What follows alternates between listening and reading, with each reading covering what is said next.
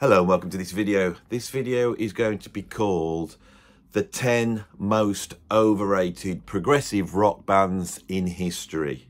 I will go through what I think are the most overrated prog bands, saying why I think they're overrated. I will go from the one I think is the 10th most overrated to the one I think is the first.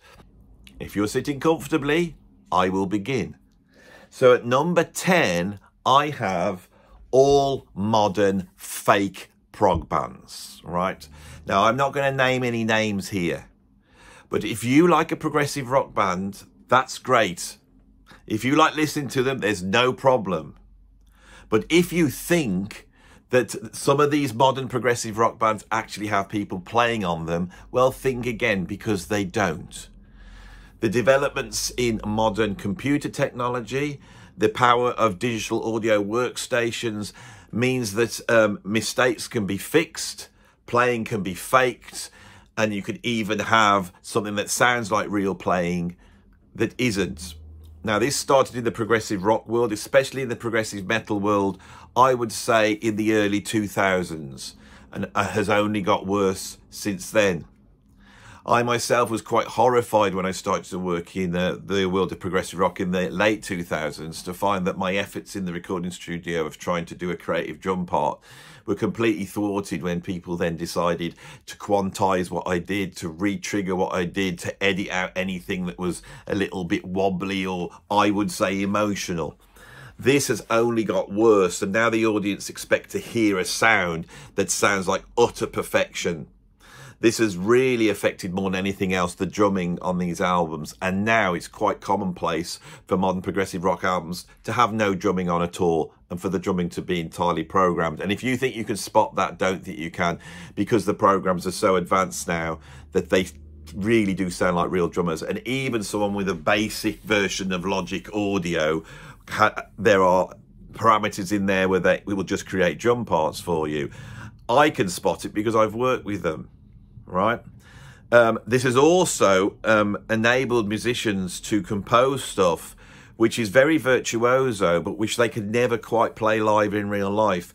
They may be able to pull off the notes, but the consistency they would never be able to pull off. And this has then run onto live performance, where you now have drummers that, rather than having a real bass drum, and it may look like a real bass drum or even two real bass drums, but when you get behind there, that person's playing triggers and they are triggering sampled sounds. They are working with the dynamics of those sounds. So when they hit them, whether it's loud or soft, it always comes out loud. This, for me, has decimated the music industry, and progressive rock fans will often sit there feeling high and mighty because their bands are technically good players in their mind and sniffing their nose at popular music because the vocals are tuned in and everything's programmed, unaware that the bands they like also have tuned in vocals and everything's programmed. You know, there are no real guitars on albums anymore. The amps are simulated. The guitar tones are simulated. You don't hear the guitarist's personal sound anymore. You hear the computer impression of an amp in a room. Same with bass. Vocals are twisted and pulled and not just put into tune, but vocal melodies and harmonies can be created. You can actually draw in a new vocal melody if you want. If that is there, people will use it, and they use it for a number of reasons.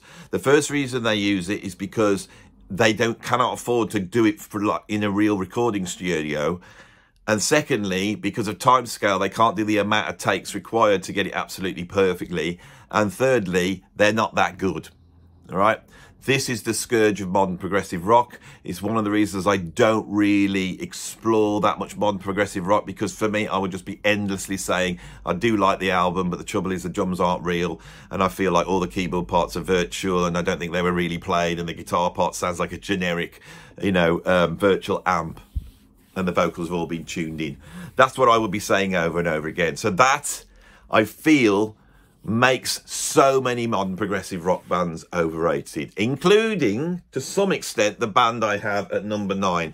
At number 9, I have Mars Volta, a band where people have come up to me for a number of years, because they've been around for about 20 years. You know, I mean, they're no longer going. But in the early 2000s, when they were, you know, making, you know, some really big albums, they seemed to cross over to an audience that was outside prog.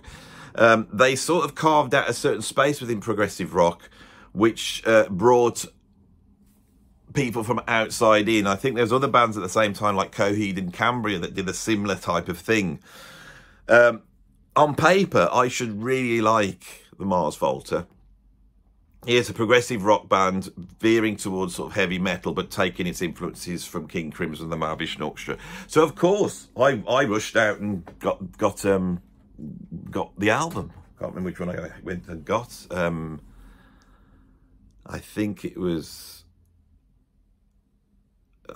Francis the Mute. Can't remember. It was so long ago. And I was hugely disappointed by this album. And the reason is I felt compositionally it was very noisy and archaic.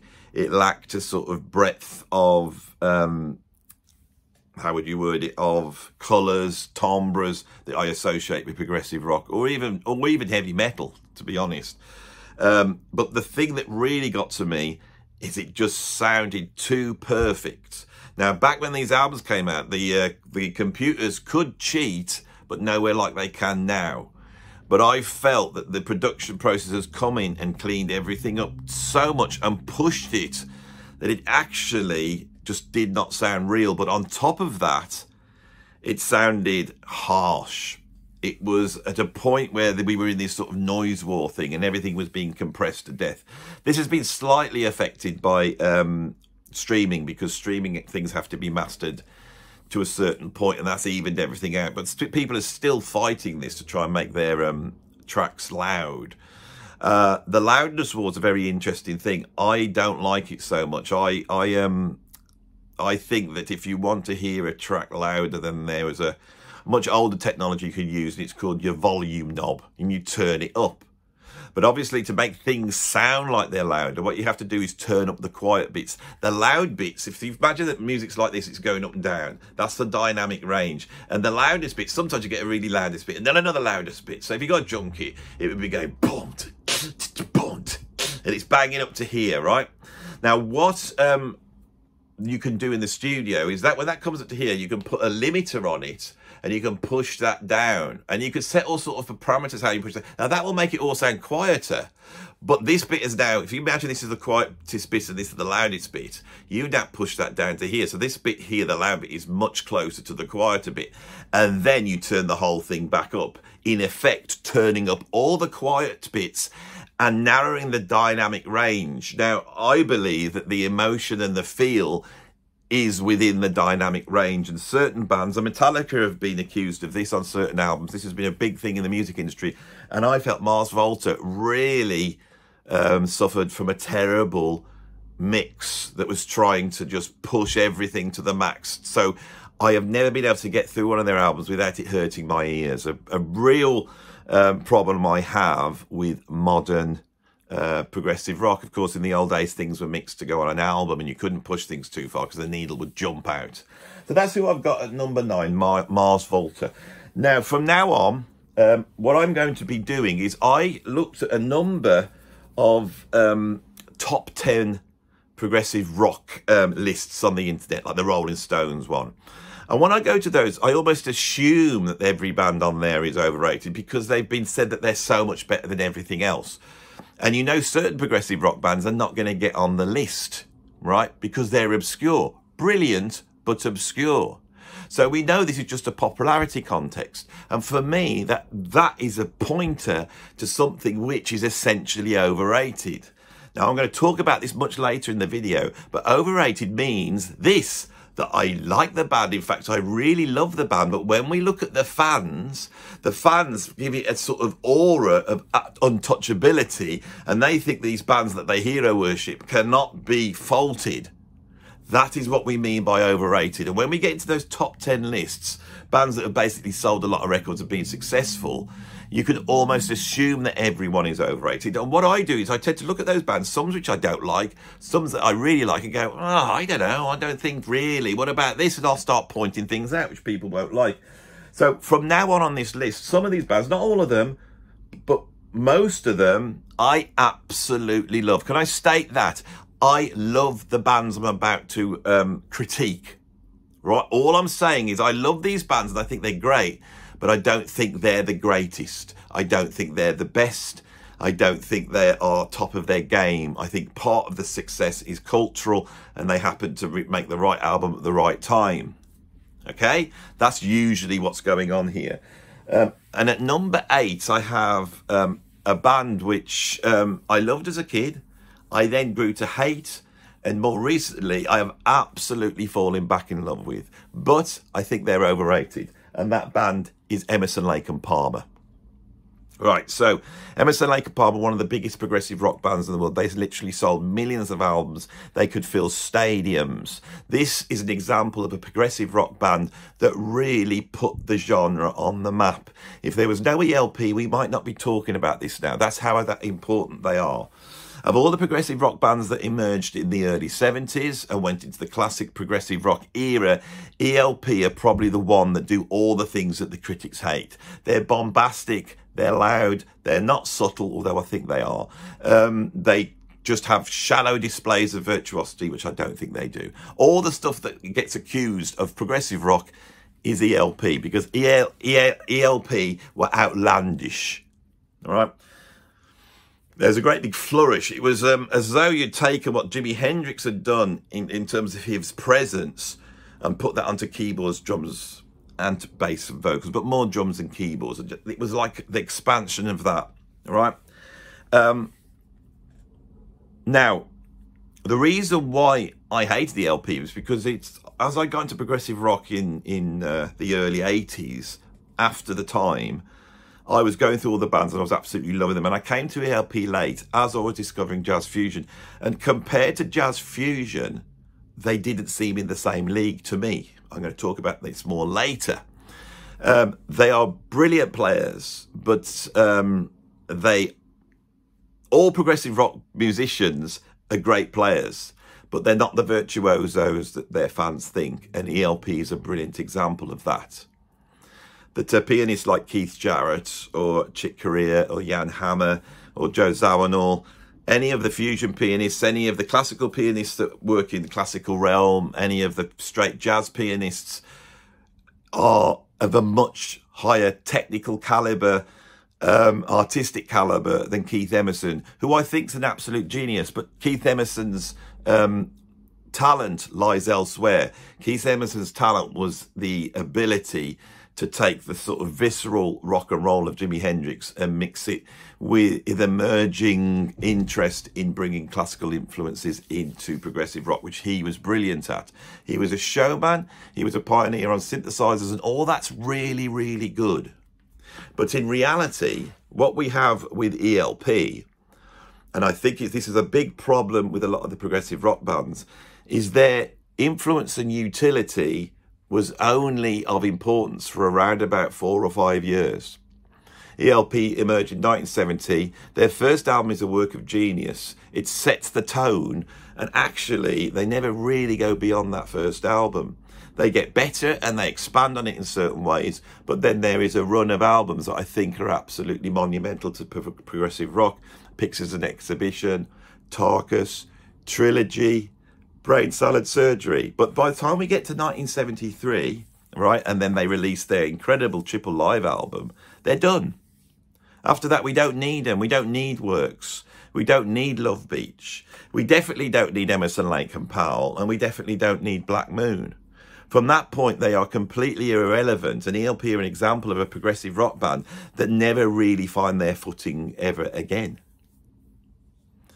And for that, we're actually talking about quite a minuscule output that lasts for around about 3 years.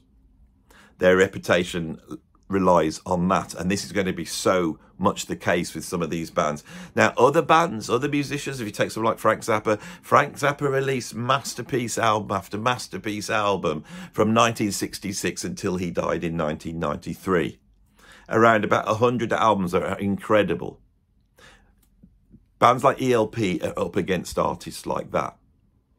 Outside of that band, we can look at Carl Palmer and we could say, well, he had a big success with Asia. And I think that is well worth mentioning. Carl Palmer always gets mentioned in sort of the virtuoso drummer list. He's a very fast drummer, especially in the early days. He's sort of clone of Buddy Rich, I would say. But as a drummer, I don't think he is in the same level as a Bill Bruford or a Billy Cobham or a Steve Gadd or a Vinnie Colaiuta or a Jack DeJohnette or an Elvin Jones or Tony Williams. I can just go on and on and on. A lot of his reputation is down to bombast. It's about playing with your shirt off and ringing a bell on a chain as you play, something that Billy Cobham never had to resort to. So I love that band, but you can see there's shortcomings and we are able to just point them out. Right? Doesn't mean the band's bad, but it means they're not perfect because nothing's perfect. And when fans start to think that something's perfect, they're making a terrible mistake. And when you look at that mistake and you then put that out into the real world, you will see that a lot of the world's problems are based upon exactly the same thing. This tribal idea that you're right and everybody else is wrong. And I think that's what why I point this out. Now, I've actually given away here the message of this video because you know that people who watch this is normally when I do an overrated video, it's actually an excuse for comedy. It's there to entertain you, and I'm actually not being that funny. I'm being straight and serious here, aren't I? Have you noticed it? Let's carry on. A few more people to upset. At number 7, I have Tool. Tool seem to be worshipped by so many of my musician mates. Last year when they were out on tour, a mate of mine said, I've got free tickets to Tool. You know, do you want to come, Andy? And I went, well, no. And they said, why? Well, I don't know any of the material, really. How come? Because I've listened to Tool and I find them the most boring band. Tool, on paper, again, are great. I have a lot of time for Danny Carey, and I think he's a fantastic drummer. I think that they are a fantastic band technically. I think they're exploring really interesting areas. I value the fact that they are a massive band that has been able to put, you know, prog on the map and keep it on the map. When Danny Carey goes out next year with Steve Vai and Adrian Belew and Tony Levin to play the music of King Crimson, the presence of Danny Carey will probably elevate that band up and they will be able to sell some tickets, thus bringing people to the music of King Crimson. This is all fantastic. And when I heard about this band, again, a little bit like Mars Volta, I thought I need to go out and check this band out. So I did, and I did some research and I found out that Lateralus was the album to get, which I got. And I went home and I put it on, and the first time I listened to it, I thought, oh, it is pretty prog, because at the moment this is quite dull. And it's just going on and on. It's like this churning sort of African-y type drum beat and these sort of odd time signatures that just seem to be there for no reason. This sort of dull, almost like indie rock singing. And it's going on, but it will kick in at some time because there's no way that people would love this album if it's like this dull. And I got to the back end of the album. I stuck it in the car and listened to it and listened to it. And I checked out another album at the same time just to check. Can't remember the name. It was one that I think had come out before. Same thing. Now, to give them their due, I actually like them more on the first few albums. I wonder how much they've been undone by the sort of Tool genre. You know, in the early days, they had a little bit more kick and they sounded a little bit more like a live band, because also they do suffer from a little bit of sort of the modern production problems, which is sort of a scourge of all modern bands, really. I find it really hard to listen to modern bands because of that. They're boring. That's the bottom line. To me, they're boring. And I wouldn't put them on the list. I go, well, that's you, Andy, because everyone loves them. People really do love them. But I believe that when I come out and say I think Tool are great players, I think they're a decent band, they're honourable, and they're doing a good job, but to me, they sound absolutely boring. Let's see what the comment section says down, because I think a lot of people will chime in, and then I start to think whether this is the Emperor's new clothes. And what we've really got is we've really got a bunch of metalers that are really appreciating the fact that these guys are really can play, and it's the Rush effect. At number 6, I have Marillion. I think Marillion are massively overrated. They were much higher on the list, and I suddenly have to realise that that's my age and my age group, and the fact that I worked in neo-prog. I'm so close to that band in a way that people in America probably don't really know who Marillion is. But for those of you who don't, I'll explain what Marillion is, and I will try and encase why I think they're overrated, that explanation. A very bizarre thing happened in the UK in the early 80s. We'd had punk, and punk had turned into new wave, and new wave had then turned into this sort of electronic music and this sort of new romantic music. And it was quite interesting because the new romantic bands like ABC and Duran Duran, and then later bands that weren't quite in that zone, but people like Frankie Goes to Hollywood had taken that punk ethos, but they brought in this thing into it. You know what it was they brought in? It was progressive rock. So by 1982-83, there was a lot of opulence again, a lot of dandiness going on again in the world of pop music. It's quite interesting. They are all wearing their punk badge on their sleeve, but there was a bit of dandiness. There was a bit of, how can I say, frivolity, opulence. If you listen to the Lexicon of Love by ABC, you could hear it. Produced by Trevor Horn, who had sung for one of the biggest progressive rock bands in history. So the punk movement created a scene in the UK where there was all these underground clubs, and there was this idea that you could just get out there and do it yourself. And influenced by punk, a load of, I would say, pretty much Genesis fans decided to form some groups, and totally out of touch, totally out of the sort of cultural zeitgeist that's going on. But suddenly there emerged these bands that looked like 80s versions of classic progressive rock bands. Not an updated progressive rock, but they sounded like they had all those tropes, all the jesters and chessboards and, you know, jackdaws and wizards, all that type of stuff was suddenly back with these bands. And they started to get a following, as though there was a hardcore amount of people that didn't want to just listen to 3 chords. They wanted to listen to something that went on for 20 minutes and was on some mythical character. And a whole ton of bands emerged. 12th Night, IQ, Palace, Pendragon, Solstice. There was a whole bunch of these bands all emerging and all playing on that scene. And one of them, Marillion, seemed to capture the public's imagination.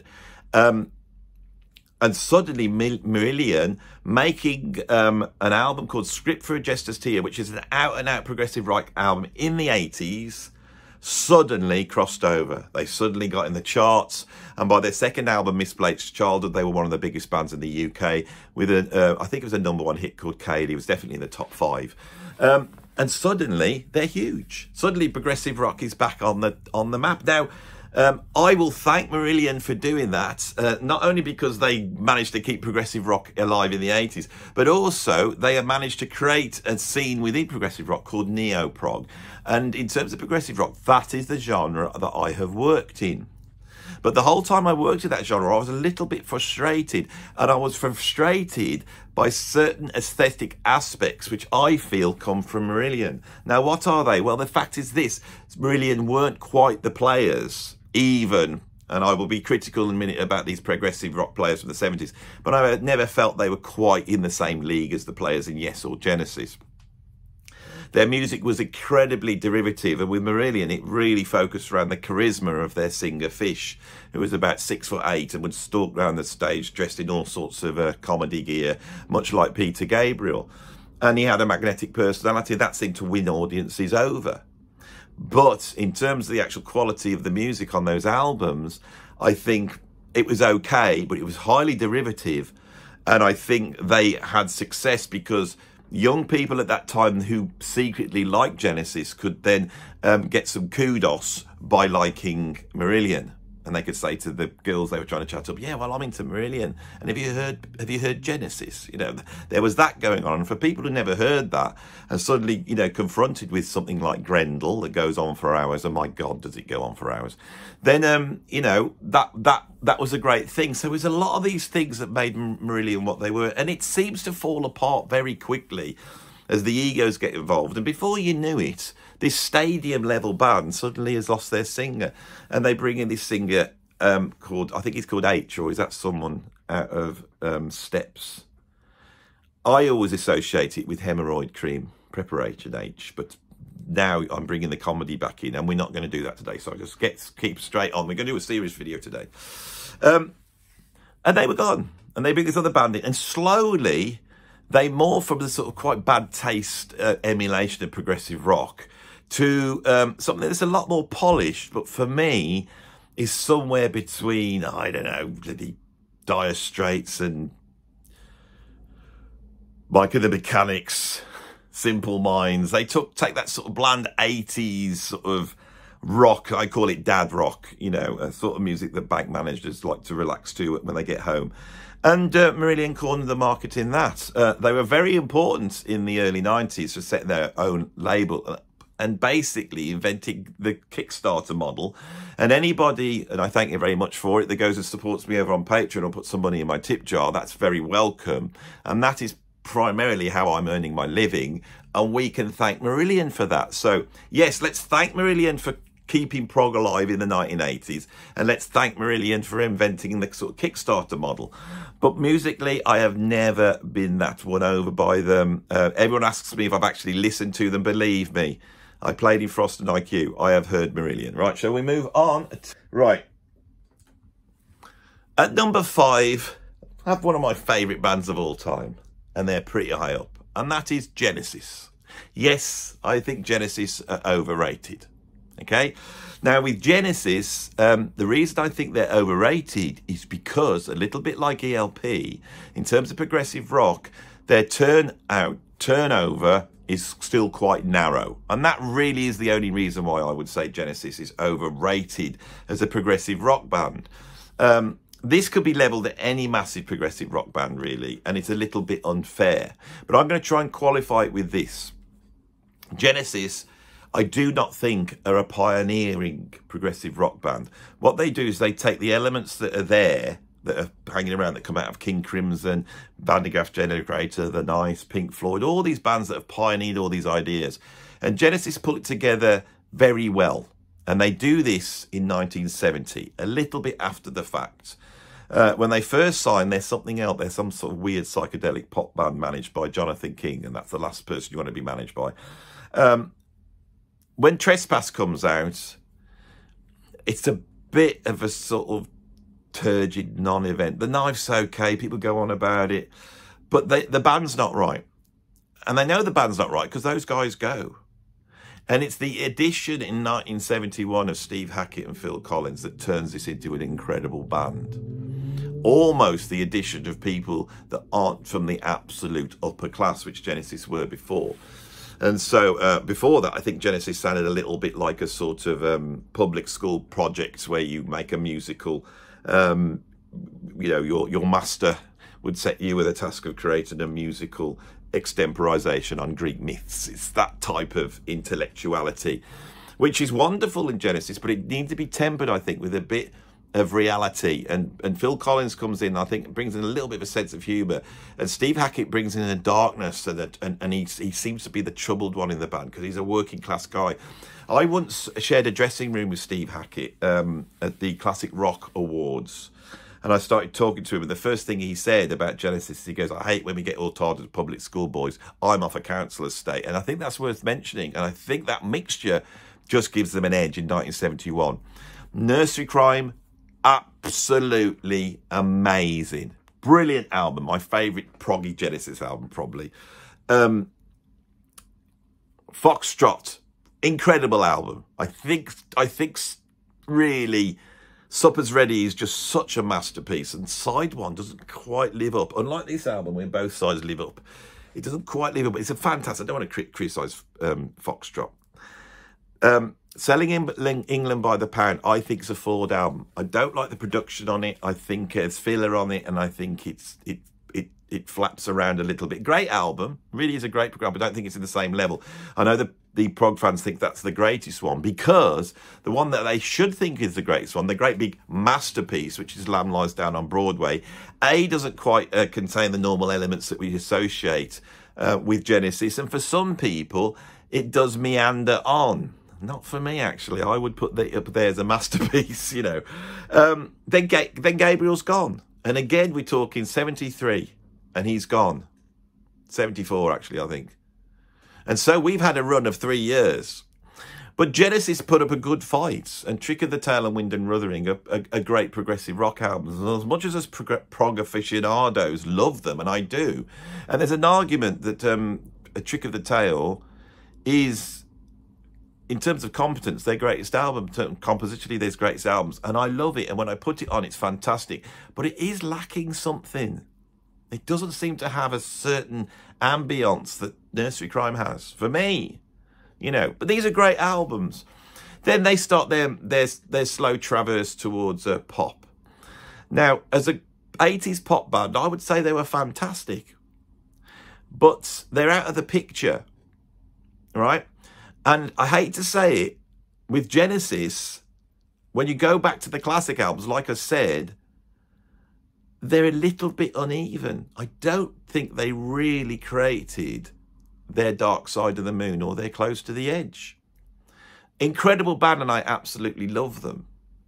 But I don't think so. I always felt, in terms of technical ability, Genesis were a little bit underrated. You know, certain bands like ELP really got the plaudits, and poor old Tony Banks is an incredible keyboard player, but played in a much more sensitive and compositional way. Didn't get those sort of accolades that the more outlandish Rick Wakemans of the world and Keith Emerson's did, you know. So I feel a little bit harsh doing this, but the reason I've done this is because if we take a band that is in a similar area at the same time, or two in fact, if we take Jethro Tull, who I like less than Genesis, but I do love, or we take Gentle Giant, both of those bands are doing something very simple, which is like taking the English aesthetic, putting it into rock music, pulling on something that's quite quaint in English, but there's a darkness there. And I would even say Van der Graaf Generator, that I don't like. I think all of those bands are exploring a similar area. And in Jethro Tull's case, they're doing it at a level which is even bigger than Genesis. So there's a whole bunch of bands here that I think progressive rock bands need to consider. And the one for me is Gentle Giant. Whatever Genesis did, Gentle Giant did times 10. Now, if you love the sound of Gabriel's voice and all the quaintnesses in general, I totally understand that. But what this video is about is you just pulling in a little bit and going, yeah, I can see what Andy's saying, you know. And I haven't really listened to Gentle Giant. And when I did listen to them, they were harder to listen to. Yes, they are. That's the whole point. There's something commercially accessible about Genesis that Gentle Giant don't have so much. But if you put your ears in and listen, you might find that there's something even more incredible going on in a way, and over a much greater run. And this is the thing with Gentle Giant and why they would not be on this list, because Gentle Giant lasted from 1970 to 1980, right? And in that run of albums, they made pretty much masterpieces until they did Giant for a Day. Why they did Giant for a Day, I think it's just when you're that good, you have to do something that bad. And then after that, you know, The Missing Piece is okay, Civilians okay, it's pretty good. They're good albums, but there is a run of utterly brilliant albums that are faultless, I believe. So we're going to move on to number 4. So who have I got at number 4? Right, my favourite progressive rock band, that's who we've got at number 4. My favourite progressive rock band, a band I could not live without. I've got to state this because I am not doing this video just to crack jokes. I'm doing it to try and explain why I do this, you know, and get you to look at yourselves and go, well, maybe I am being a bit sort of tribal in my love of this band, because tribalism is not a good thing. And here with number 4, we have a band that I know is going to upset. I'm going to offend myself now, because at number 4, the 4th most overrated band is that one. Yes, that made this absolute matter. That's Faultless. It's a progressive rock album. That's Faultless for when it starts up on side 1 to when it trails out at the end of side B and Carter and side 2. They don't put a foot wrong.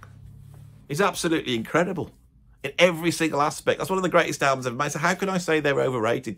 How could you say yes, they're overrated? Because when I look at these bands and I stand back and I can look at them objectively, I can see shortcomings. I can see more shortcomings with Yes than I can with Genesis, which is why they're higher. So do you want to know what Yes's shortcomings are? I'll tell you what they are.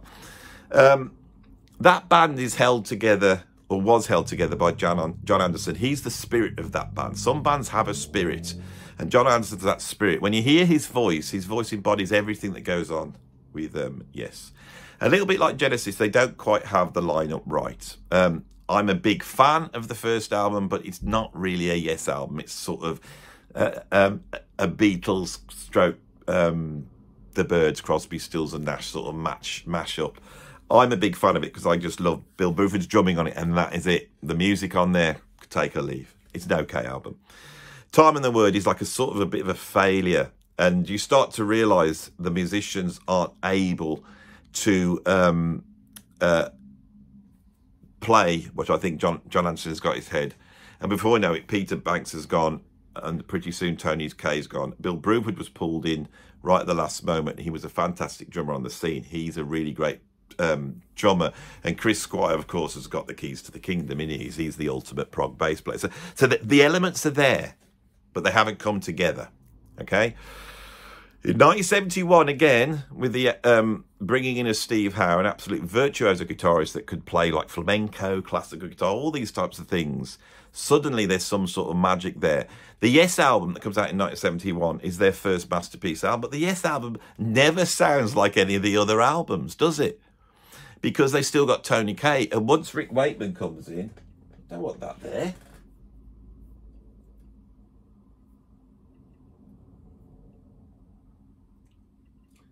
It takes some editing, isn't it?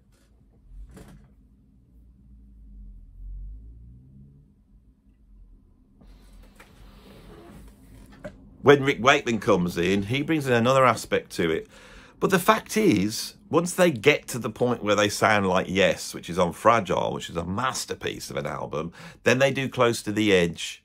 So that's 2 albums where, for me, you have that sound. I haven't missed anything out, have I? Because by Tales from Topographic Oceans, it's changed. And it's great. And maybe I shouldn't criticise them for not being Yes as I love them all the way through, even that period. And that's not the reason why I've said they're overrated. But I think they take a while to get going. The reason why I think Yes is overrated is because the reason this album is so brilliant is because of their shortcomings, and not because of their talent. I don't think John Anderson was capable of writing a song. This is a theory I've got about Yes. I think what John Anderson could do is come up with very short, very beautiful, nonsensical lines. That's what he could come up with, loads of them, and they didn't go together. He would steal stuff. He would take, you know, bits from Bonanza, for example, most famously. All right, so it's quite derivative what's going on. They're patching together a lot of different things in the early days. So you have John Anderson, he's got this thing. I seen all good people turn my head this day, so satisfied I'm on my way. Oh, that's brilliant, John. Got anything else? Oh, I thought I could then go, I seen all good people turn my... What, just move it up? Yeah. Have you got anything else? Not really. Oh, what are we going to do? And it was the acquisition of Steve Howe and then Rick Wakeman who were able to take that and basically create different contexts throughout a song where they could just drop that over and over again. So on I've Seen All Good People, it sort of starts a cappella, and then it comes into this folk thing, you know, and you get a completely different bit and different song comes in, and then they'd go back to that, but they do it over this sort of bouncy, shuffly groove, right? The whole thing about Yes is they have to have these complex arrangements because they are not able to create a song. It really wasn't, I believe, until they brought in Trevor Rabin that they were actually being able to create a song. And John Anderson, with another singer, was able to then create incredible, well-written songs that then John Anderson could drop his little bits of absolute genius. I can't tell you how much I love John Anderson. So when I'm listening to them, this album's incredible, not because they're brilliant composers. I don't think they are brilliant composers. This is a patchwork and it's brilliantly put together. Someone like Keith Emerson had a composer's mind. He could see a track that was 10 minutes long and had a beginning, a middle, and an end and went through. But what we have here is the classical technique of taking a theme and then just moving it through a whole bunch of different parameters, you know, into different things. Let's change key, let's change tempo. tempo. And they're able to create something within rock music, which is absolutely fantastic. I think if any classical composer was to put this under the microscope in terms of composition, they would start to pull it apart. It's the gusto that they have as a rock band, which is something that no one ever mentions with Yes. It's the gusto that they have. They're a great rock band. You know, the reason why we all love them is because when that needle drops on Roundabout and that drum and bass part drops in, Chris Squire and Bill Bruford, it's rocking. And Chris Squire had such a heavy bass sound that it had a slight, almost like heavy metal aspect to it, but allowed the guitarist to be all flowery over the top. All this is fantastic stuff. But I do not think they are in the same compositional bracket as Gentle Giant or even Genesis, and definitely not Emerson, Lake and Palmer, which is why Emerson, Lake and Palmer are lower on the list. I actually think they're compositionally better. It might be a bad taste, but it's better. By the time we get to Tales of Topographic Oceans, the magic, I think, is being pushed too thin. And I do think that Tales of Topographic Oceans would be a brilliant album if it was cut down. Now, I know hardcore Yes fans will not think that, and I think I see their point of view. Relayer is a fantastic album. Going for the One is a fantastic album. But then they are done. And what they do in the 1980s on 90125, in 1983 or whenever it was, is something else. And that's one album. Yes are done by around about 1985. Yes are done 40 years ago. And the main reason why I think they're overrated now is that they've kept going. They've even lost John Anderson. And John Anderson is now touring around with a bunch of guys that love Yes, the band of geeks. And it's better than Yes. Anything would be better than Yes at this point. And that, I think, has besmirched their reputation. And there goes my Steve Howe interview. But I don't bloody care. Right, so at number 3... I have, and I've gotten into this before and it's going to upset people, I have Pink Floyd. Right, Pink Floyd overrated. Well, they're not that great players. Dave Gilmour is overrated as a guitar player. He's a nice guitar player and he does do some tasteful guitar solos, and we all love a bit of woo woo woo, don't we? We'll all love it, but there's a lot of it. But the reason why Pink Floyd are overrated again, I think, is because we are looking at basically on a career that ran from 1966 to the early 90s, right? Which is a long slab of time. We are dealing with 3 masterpieces. Dark Side of the Moon, which is a masterpiece. Wish You Were Here, which I will say is a masterpiece, but I'm not particularly keen on. Because as for all its darkness that does make it a great album, I think that's the beginnings of dad rock on Wish You Were Here. The dads will think that's better than Dark Side of the Moon, because Dark Side of the Moon is about mortality and death and is quite weird. Wish You Were Here is much more sort of, you know, it's like opium for estate agents. Animals is great, really good progressive rock album. The Wall is massively flawed, and we all know that now. And then from then on, you know, we get, oh, what's it called? The one about the First World War. I can't really remember it. I won't remember that, but you know with it. And then once Roger Waters' gone, it's like bloody just becomes sort of, you know, 1980s band that would say they're in the same bracket of bloody Dire Straits after that. And that is what we have with Pink Floyd. And yet they are absolutely worshipped. Absolutely worshipped by their fan base. Their fan base absolutely love them, and they all shout to me, but you like the avant-garde stuff, what about all the early stuff? Right, I do like avant-garde stuff, but I hope I've got an ear that can tell, you know, actual brilliant composition, brilliant visionariness when it comes to avant-garde electronic music, and then just some, you know, posh boys fiddling around with synthesizers that no one else could afford. They really are flapping around. The first album's great, but I don't like the mix on it, and it's Syd Barrett that makes it great. And then all the run up to, I think, Medal. Atom Heart Mother is a monument. This is what I've been on about. Atom Heart Mother has a compositional aspect which is so much better than Gummer or any of those albums. And then that Obscured by Clouds, what a nothing album that is. I know if you love the band and you just love the sound of that band, you're going to love these albums, but you have to step back and see the difference between Obscured by Clouds and Dark Side of the Moon. The sort of non-entity, okay, this is all right, I quite like it, it's quite nice, doesn't offend. And Dark Side of the Moon, you have to see that. And like I said, I could name so many bands that were around for 30 years. And throughout that 30 years, kept up a consistency of incredibleness that is you can't criticise. Right? But with Pink Floyd, it's genius for a short time. I've always felt with Pink Floyd is once Syd Barrett went, whatever made them get signed was gone. And because they were part of the establishment, because they were posh boys, the establishment was more willing to let them just carry on doing this stuff because it was sort of selling, and they had very posh mates who were making films which allowed them to do film soundtracks. And I think they kept going, and slowly Roger Waters learned how to be a songwriter. That's what you hear over those first albums from 1966 to 1973, which is 7 years. That's what you're hearing, is them working out what they're going to do. At number 2, I have got Dream Theater. You know I'm right. Dream Theater fans. Right, what little box and bubble do they grow up in to think that Dream Theater are the greatest band of all time?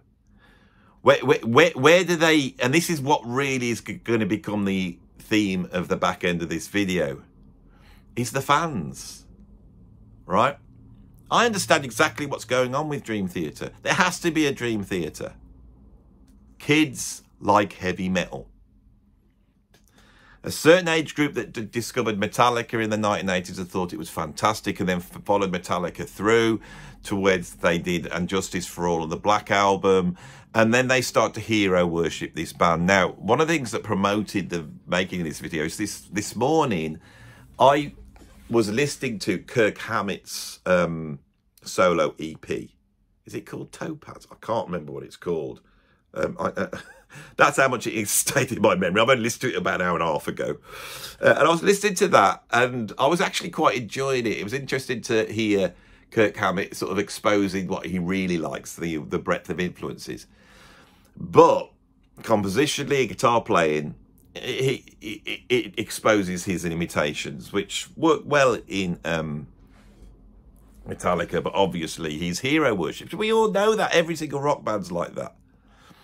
People who've grown up thinking Metallica were the greatest thing in sliced bread then started to turn around. And I was there when this happened. I was teaching in a music college in around about 1992 when Dream Theater sort of hit. And kids were coming to me and they're going, Andy, you will not believe this. You will not believe this. And they had videos and they were put on this concert of Dream Theater, and I would watch it and go, well, I can believe it. They go, but look at that drummer. He's the greatest drummer in the world. I was going, well, yeah, well, he's not. Have you heard of Billy Cobham? No. I've never heard of Billy Cobham. Right, have you heard of Rush? No. Hadn't even heard of Rush. Right, Dream Theater is clever rock for nerdy, young, male, heavy metal fans. That's why they're there. Right, Images and Words is the great album. And when all this was kicking off, I went and bought that. And what this sounded like was a cross between, to me, Iron Maiden, Rush, and awful hair metal bands like Bon Jovi. That's what it sounded like to me.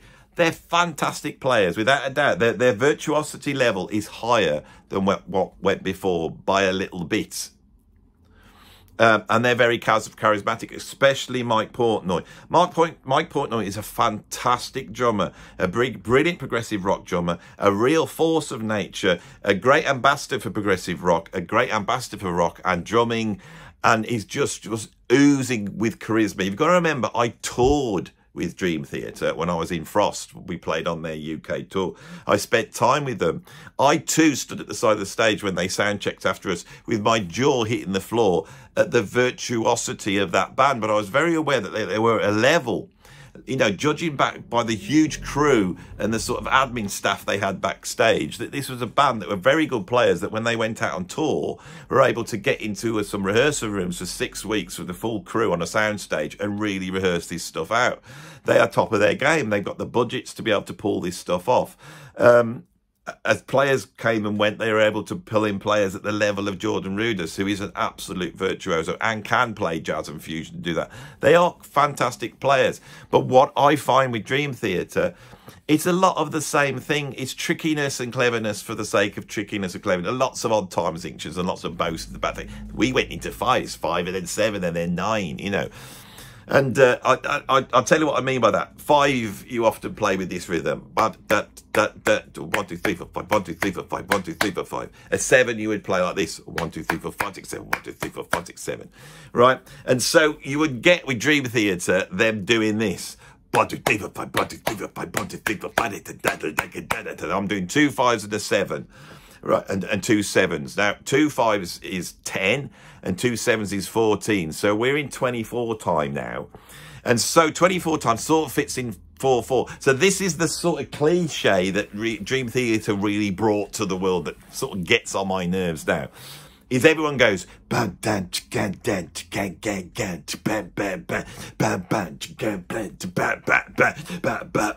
the drums kick in 4/4 because the audience need to have something they can tap their foot to. And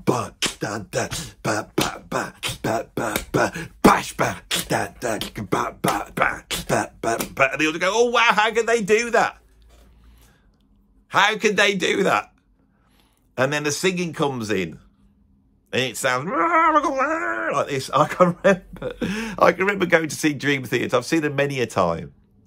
And they're all playing, and they're in the middle of some never-ending, like, you know, was it Dance of Eternity? Bloody, I'll just go on for an eternity. As they all chug their way through these little clusters of time, and she goes, you know, all that's going on for hours. And they had this,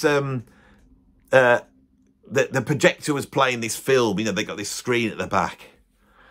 And what it was there was some Dream Theater fans, I think. And then these wolves came out. They were like scary monster wolves, and they came across like this. Then Dream Theater appeared, and their virtuosity chased the wolves away. And I looked at that, I thought, that's really weird. Because that really represents what Dream Theater are to their fans, isn't it? It really does. Because those wolves, they represent women. And Dream Theater come along and chase them all away. At number 2, we have Dream Theater, but at number 1, I've got Rush. Yes, I've got Rush.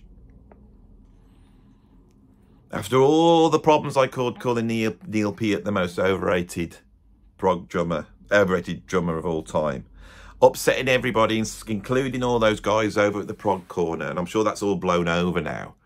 And so this video will land, and I'm hoping when this comes out that will have blown over. People will have seen that for what it is, and you will be able to actually click on this video and go and start to see that maybe all Andy's doing is saying the truth, and we can't deal with it. Which is why, even though everybody went for me and I became the villain, right, everybody was actually agreeing with me, including the people who had done the video against me. They all sort of came out and said, well, I do sort of agree with Andy.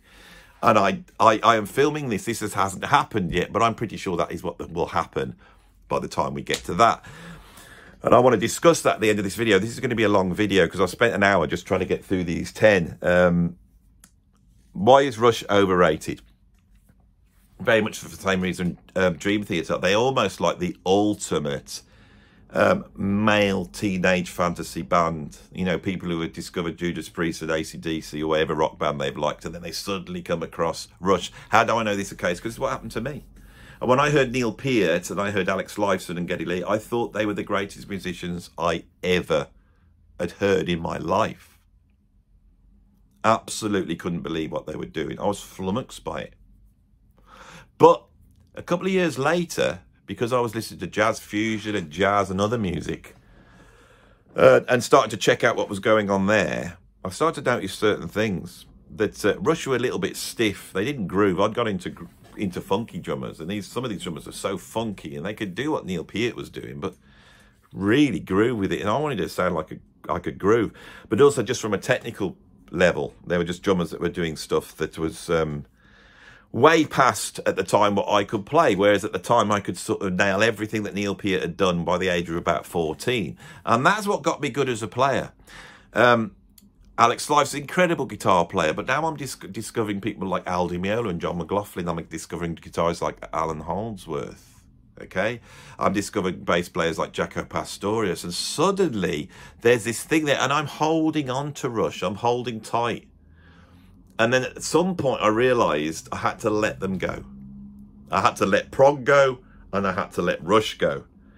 And around about the time that this happened was about the time when Rush stopped doing what I liked anyway. That run of albums, Signals, which I love, but Signals had elements in I didn't quite like.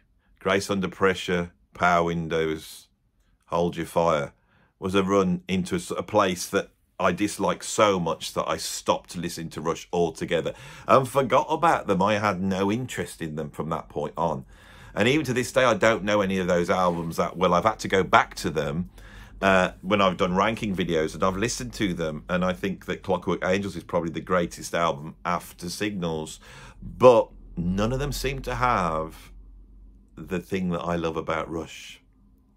And I do love Rush. This is my take on Rush. They are an after-the-fact band. They're a Led Zeppelin copy band out in Canada. Every country had its Led Zeppelin copy band, and Rush was that band. They get signed, they're not particularly great, and they're on the way out. But they're very lucky because they lose their drummer. And whilst they had John Rutsey, they were a good, solid rock band. They did have a couple of good songs on the first album, Working Man being one, a great song. But with the acquisition of Neil Peart, it's not Neil Peart's virtuoso drumming. At that point, Jethro Tull's got Barrymore Barlow. And I'm afraid Barrymore Barlow, even as a sort of rock, progressive rock drummer, could kick Neil Peart's arse all over the place. At that time, or even before it. And I'm pretty sure Neil Peart was influenced by Barrymore Barlow. The sound is not as unique as you think.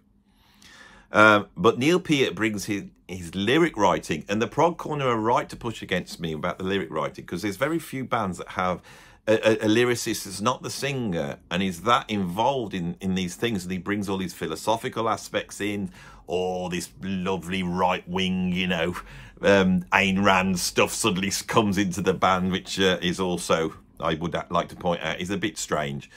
And they start to get better, but I do think Fly By Night and Caress of Seals are they're false. And this is after the fact. This is after Close to the Edge. This is after Thick as a Brick. This is after Dark Side of the Moon. This is after ELP's first album, Brain Salad Surgery. It's all after the fact. You know, progressive rock bands have done this. King Crimson have done the rock and metal thing. We've even had like Rainbow coming out with Stargazer. This is sort of done, right? And so Rush don't really get there till 1976, and I think because they're stuck out at the arse end of the world in Canada, where the effects of punk and disco and all this stuff took a while to get there, and they keep hammering it. They keep hammering it, and I think what they jump on the coattails of is this emerging beginnings of what will become the new wave of British heavy metal. Bands like Judas Priest that are just getting a bit heavy, and they have that sort of aggression which just reaches out to that heavy metal audience. And so it's not a prog audience that's listening to Rush, it's a heavy metal audience, which is what I was. People who listen to Judas Priest and the Scorpions and UFO and Kiss, and they tour with those bands, and in that narrow realm they're like, you cannot believe them. Within the world of rock, they're incredible at that time, but the albums aren't quite there. Even 2112 I do not think is a great album. I think certain metalers, you know, it's a bit like Taylor Swift. You see that Taylor Swift meme where it says, oh, only Taylor could write a tune that's 10 minutes long. If you're a Taylor Swift fan, that is totally seems to be the case. But and we all know that that's not the case. And any progressive rock band in 1976, when 2112 would listen to that and go, yeah, it's all right, a bit clunky, a bit immature in places. The composition on 2112 is just like basically songs bolted together. I mean, if you listen to Fountains of Lamneth on the album before, it's like they cannot even bolt them together. There's literally gaps between it. compositionally, they are not great at all at that point. They really hit their stride for me on Farewell to Kings. Now, to say I don't love 2112 is not the case. I absolutely love Fly By Night because it goes back to a certain age. When I used to sit there and listen to Bytor and the Snow Dog, which is absolutely ridiculous. I mean, if I was to listen to that now, I'd be laughing my head off that a band had come up with something so immature and silly. And then the sort of never-ending sort of meandery soloing, which is not the Mavish Nocturne, which is not the Weather. I mean, I could pull Rush apart. I could never pull Farewell to Kings, Hemispheres, Permanent Waves, Moving Pictures. Those 4 albums are absolute masterpieces. By then, Rush have learnt their craft and they have coalesced the influences together and grown up enough to weave them together in a way which is far more adult. Right? Especially Permanent Waves and Moving Pictures. I think the reason why Rush is important is because they took all the aspects of progressive rock and they tied them all together and presented them at a time when all the other progressive rock bands were floundering and showed you how to make progressive rock in the 1980s and the 1990s going forward. And any band that came out after that, whether it be It Bites, whether it be Dream Theater, whether it be Tool, whether it be Mars Volta, any of these bands that we can mention, Porcupine Tree, they owe a huge debt to Rush, but not to 2112 Rush, to Moving Pictures Rush, which is one of the greatest albums ever made, and is compositionally brilliant, and is beautiful, right? But it's because they're a great band. But anyone who heaps the accolades of them, of thinking they're the greatest players in the world, or the greatest composers in the world, or the greatest innovators in the world, none of this is true. Rush occupy a very special place in music, and I value that place. But they're fans, and you can really see what the message is of this video. These bands are great, but they can never be as great as people like him think, because these people become tribal. They grab onto something in their teenage years and then they hold on to it, and nothing anyone else says will budge them. Now, I was like that, but at the age of 14, I let it go. I have taught musicians for over 30 years. And when they come in, the problem you've got with a 16-year-old, 17-year-old musician is you have to make them let go of whatever they're holding on to, which they think it makes everything worthwhile, that it's their standard. And that actually holds them back, because that standard is overrated. That is why I make these videos, right? And as I've got older, I've realised listeners need to do this as well. We should not stagnate. We can love these bands, but we have to see where they are and how they fit in. And how the reason why we love them so much is much more based upon our personal history than it is based upon their incredible talent. They are of a time. But if you're a creative musician and you love Rush and you want to sound like Rush, I've got a student like this right now, and they're absolutely huge Led Zeppelin fan, and they think that John Bonham is the greatest drummer that's ever lived. They've got their drums tuned like them. He's got all the licks down. Now, taking out the fact that if he carries on, he's going to sound like a clone of John Bonham. The problem is that you start to shut down because you don't want to admit that there's drummers greater than John Bonham. And so a teacher comes along and says, listen to Tony Williams. Now, this point was made in the Prog Corner video that was made against me. You listen to Tony Williams, you're going to have to step up in here to get that as a drummer. If you're a guitarist and you listen to Alex Lifeson and you want to listen to Alan Holdsworth or Joe Pass or Lenny Breau, you're going to have to step up in here. Right?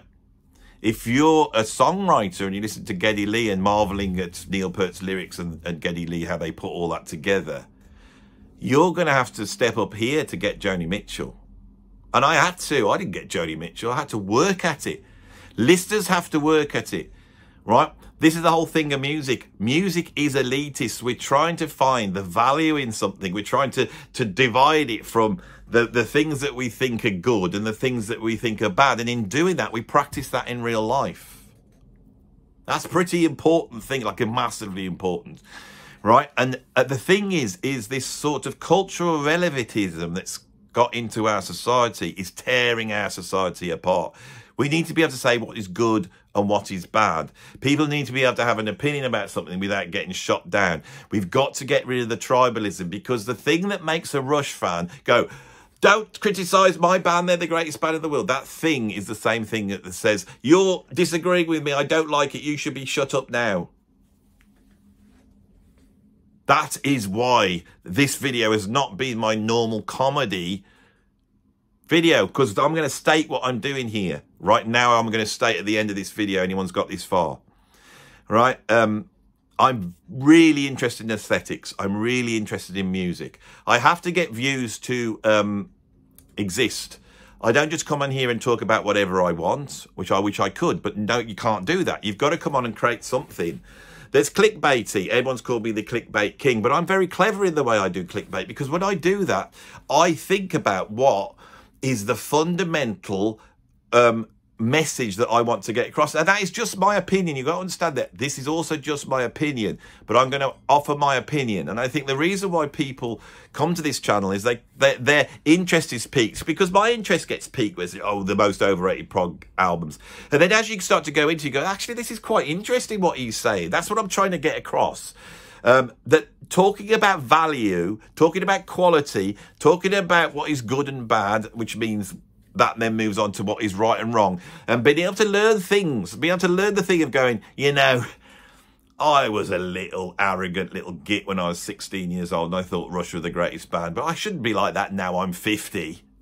that might be quite a useful thing to have. You know, trying to squeeze yourself into a tie-dyed T-shirt is a little bit too small because you still think you're 18 years old.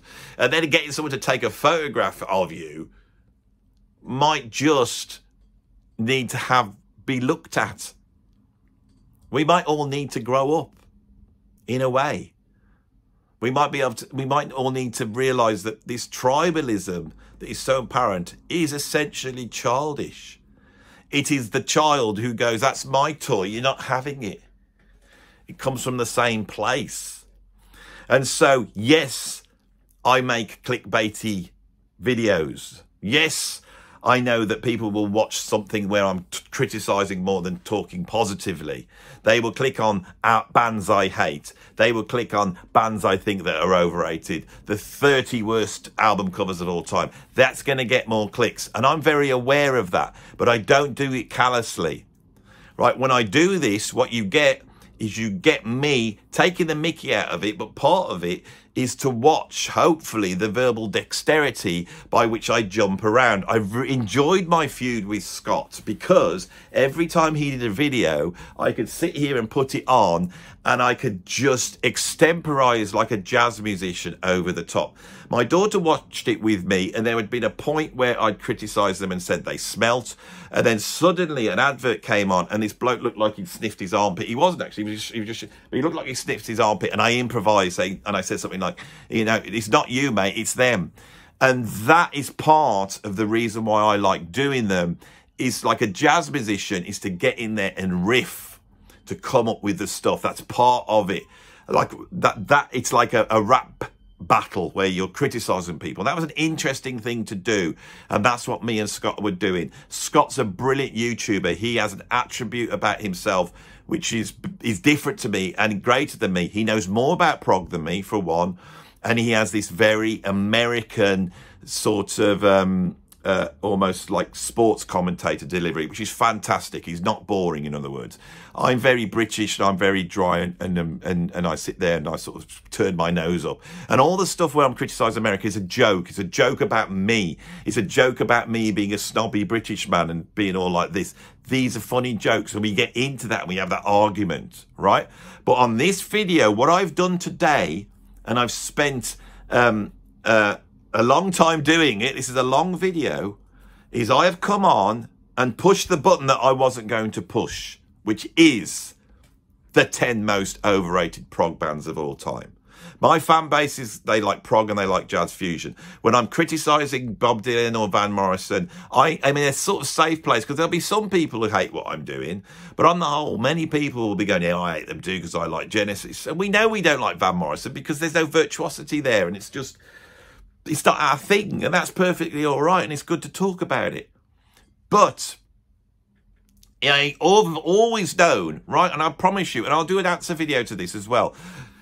I've come on this morning, right? I decided to do this video this morning. I thought, what am I going to do now after this sort of Prog Corner Scott Lade thing that's gone on, and the fact that I have been seen as the villain, the fact that I'm being seen, which I don't mind. I'm just commenting on it. The fact that I'm seeing the villain, and the fact that people think I'm just a clickbait monger, right? And don't realise that there's actually a point to this. And I think quite a heavy philosophical point. And now you can step back and look at the other progressive rock music YouTubers and say to yourselves, which one of those is actually doing what I'm doing? I don't think anybody is. I'm not trying to say I'm the best at all here. What I'm saying is we all do something different. This is what music does. This is what YouTubers does. You have to get the views. You have to get the people watching. But I hope that you can see that actually if I take all the jokes away and all the silliness, which some people are taking seriously, go, oh, he should have said that. Oh, he's so arrogant, right? If you take all that away, right, and I've actually seriously gone through, and from my musician's perspective, I have prodded and poked at the shortcomings of all this band. I haven't gone full on muso. I haven't got into it. I haven't got into Rush and looked at the harmonic vocabulary that they use, the sort of chords they use, the way they approach time signatures, the way they approach complexity, and actually expose. I did a little bit with Dream Theater, but I could do that to the cows come home. I could rip this apart because I'm a musician, right? I know what they're doing. I know what is difficult, okay? If you take a band like Chick Corea's Electric Band, Chick Corea, Dave Weckl, John Patitucci, Eric Marienthal, and Frank Gambale. In every respect, that band, on every single level, is better than any progressive rock band you can think of. Chick Corea is an incredible composer. His compositions are so difficult to play because it isn't just Legoing these little techniques together of clusters of rhythms and then, you know, doing all the prog tricks, right? It's not just like, let's have a riff and then move major chords relative to that riff, which is what happens over and over again in prog. I can list every single prog cliche going. Chick Corea is not like that. He sits down with a manuscript and he writes a piece of music, which is like a classical piece. Then he brings it in, and these compositions are so vast they have to get multiple music stands and put all the music out. And then those musicians play through it, and the harmony is advanced. And then once they've played through it and played it perfectly, they then have to solo through it, and they can solo through it whilst looking at the music and improvising their way through. Rush cannot read music, right? And don't have any harmonic knowledge whatsoever. There's a massive difference there. Now you can say, yeah, but they're just faceless session musicians. No, they're not. John Patitucci changed the sound of electric bass more than Geddy Lee did in the 1980s. Dave Weckl changed the sounds of drums in the 1980s. Frank Gambale invented techniques that nobody had ever done on the guitar. Right, Eric Marienthal, not so much so. And of course, Chick Corea is one of the greatest musicians of the 20th century. What do you want? The truth? You can't handle the truth. Mate, you cannot handle the truth. And that bloke's probably watching this going, no, I love Chick Corea's Electric Band. I know they're better. I know they're better. And so in that way, I'm probably being a little bit unfair. But you can look at these bands and see what's good about them, and you can look at these bands and see what's bad about them. You can do that with all art. And the process of doing those is very, very important. And we can love the good stuff, but we can be aware that there's bad stuff. And I have been serious on this video because if we take the political situation in which we find ourselves, we could say the same thing, that those on the left and the right have got good ideas and good points, but also some bad ideas. And nobody's got it 100% right and 100% wrong. And the point of politics is the same as the point of art, is for people to put their voices forward and then us to go, I actually like that, but I actually quite like that. But I'm going to keep my mind open. I'm not going to get tribal and just say, I have now joined the Trump clan, or I have now joined the Rush clan, not saying they're the same thing, right? And now I'm in there, I can't be budged. Right? And those of you that hate Trump, or those of you who just think that everybody who's smashing up our country at the moment is just far-right sort of Nazis, right? And don't believe that there is any motivational reason for them to do that, cannot see the other side. And the same as those who are doing that, that can't see that, you know, the vast majority of Muslim people here in the UK are the same as them. We're all the same. And that aspect of music, that humanity. And I know if Rush were here, they would go, we just did what we did. And we're great. People loved it. And we can't believe people love it so much. And the fact you love them so much is great. But the aspect of people to get angry, I am against it. And that's why I do this, because I like to come on and be the contrarian that pushes that button in my audience. Not just because I want to get on their nerves, but because I think it's a good thing to do, to question what you believe in, what you think is good, what you think is bad, and see the worth and be able to say, you know something, I love Neil Peart and I don't really get what Tony Williams is doing, but I can see that Tony Williams is probably a better drummer. I mean, I'll take Andy's word for it because he's a drummer. He knows I ain't a drummer, so what do I know? And that ability to be humble yourself. And if you think I'm not like that, I absolutely am, because I am a musician and I did go out and play alongside these guys. I've had to sit on stage next to Terry Bozzio and Billy Cobham and Jimmy Chamberlain and Thomas Lang and Marco Miniman, right? And you're humbled. I might have been the best drummer in my town 25 years ago. But when I played Drumfest in 2005 to walk onto that stage with Russell Gilbert from Uriah Heep, with the guy that played drums for Cradle of Filth, Adrian Erlandson, with Jimmy Chamberlain, with Terry Bozzio, with Thomas Lang, and with Greg Bisonet, right? And saw all of those drummers playing and realised the level that they were all at. You're humbled. You start to realise what you are and where you come from. And you have to just sort of bow your head and go, I'll just try and do what I do. That's all I can do in this situation, is do what I do. And that's a lesson you have to learn. And as a YouTuber, I might have had some experiences that most normal music fans haven't had. And I'm bringing those to you, not because I'm cleverer or wiser or anything like that, just because I've had different experiences. You know, so that is what we're here, to share our experiences and share what we know, to be humble and to listen and try and see the other point of view. That is my serious, it's the only time I've done an overrated one. You know, I usually bring a bit of comedy in this. There's a tongue-in-cheek so people can see I'm just having a joke, really. But I've done this seriously, and I've done it on prog bands, right? Anybody who's fuming because I dared to criticise them, all the way through this video I said, I love these bands and they're brilliant. I tried to point out where they were brilliant. Even Marillion I did do that. And I tried to point out where I thought they had their shortcomings. That's all I'm doing. I'm not a bad person for doing that. And you are a bad person for having such a big snotty opinion that you think you can come on here and tell people what's what and get all angry and say you're an idiot because you didn't include this, or you already know, and all of that stuff that I have to put up with all day. I look at it and go, what is the world coming to? Everybody just bloody wind themselves in a little bit and spread the love rather than spreading the hate. And anyone thinks I'm spreading hate on these videos has got it wrong. I have now said my piece. Peace and love to you all.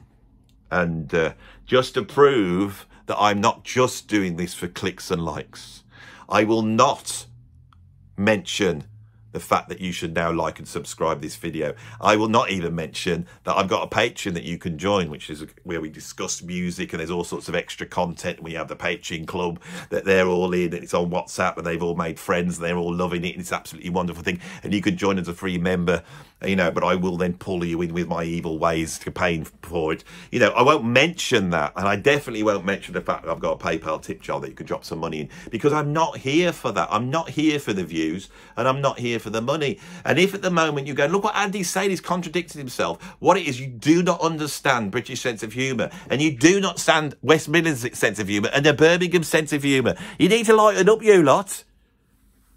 Bloody lighten up. Stop taking yourself so bloody seriously. None of us Birmingham bands get taken seriously. ELO, Black Sabbath, Judas Priest, None of them are taken seriously. They're some of the most important bands in the history of bloody music. But why? Because they're Birmingham, and us Birmingham people are self-deprecating. Didn't think I knew that word, did you? Finished. Bye-bye.